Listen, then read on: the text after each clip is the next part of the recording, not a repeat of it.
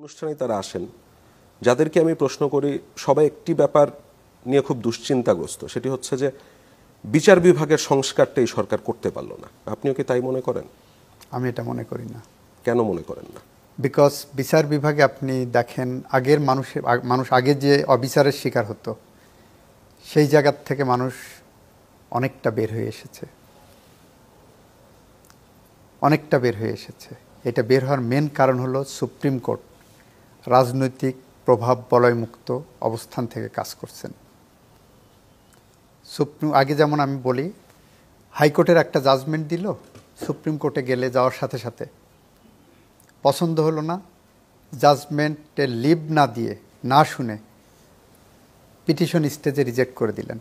আমার supreme court বর্তমান stand নিয়েছে না, হাইকোর্ট একটা জাজমেন্ট দিয়েছে, যারা জাজমেন্ট পেয়েছে তাদের তো ভালো করে শুনতে হবে, তাদের তো একটা অধিকার আছে, তাদেরকে শুনি, লিভ দেই, আপিল আকারে আসুক।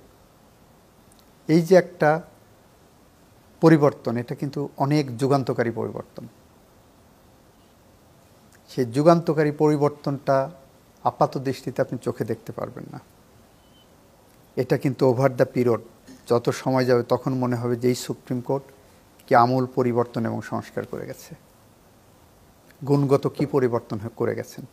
আপনি খায়রুল হকের জাজমেন্ট পড়েন, আপনি পূর্ববর্তী অনেক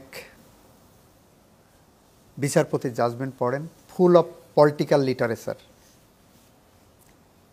বঙ্গবন্ধু জাতির পিতা, এখন তো কোনো পলিটিক্যাল গভর্নমেন্ট নেই বলে সম্ভবত রাজনৈতিক প্রভাব, এইগুলো এই যে পলিটিক্যাল ডিসকাশন জাজমেন্টের মধ্যে, সেইটা কিন্তু আমরা বলছি পারভার্স ফাইন্ডিংস অ্যান্ড জাজমেন্টস।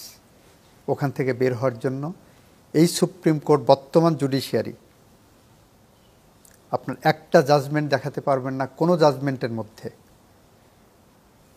কোনো রাজনৈতিক দল বা নেতার আদর্শকে রিফ্লেক্ট করেছেন ওইভাবে। তারা একদম ল পয়েন্টে, পিওরলি ল পয়েন্টে ডিসকাস করেছেন। কিন্তু এই জুডিশিয়ারি আগামীতে যেই দল ক্ষমতায় আসবে তার আজ্ঞাবহ হয়ে উঠবে না, তার নিশ্চয়তাটা কিভাবে দেওয়া গেল? এইটা আমাদের সাংবিধানিকভাবে যে জুডিশিয়ারি আছে, জুডিশিয়ারির যে প্রোটেকশন, যথেষ্ট প্রোটেকশন আছে, ডিপেন্ড করে ব্যক্তির উপরে। এক্স্যাক্টলি, সেটাই আমি বলতে চাচ্ছি। আপনি যে জজকে নিয়োগ দেবেন, উনি জাজ হিসেবে নিয়োগ পাওয়ার পরে উনি দাসত্ব করবেন না ওনার স্বাধীনতা উনি ভোগ করবেন, এটা ওনার ব্যক্তির উপর নির্ভর করে। তার মানে সেই স্বাধীনতাতে এর আগেও ছিল, ব্যক্তির কারণে সেই স্বাধীনতা ধ্বংস হয়েছে, এবং সেই ব্যক্তির ধ্বংস হওয়ার যে প্রক্রিয়া, সেই প্রক্রিয়াতে সরকার হয়তো ঘি ঢেলে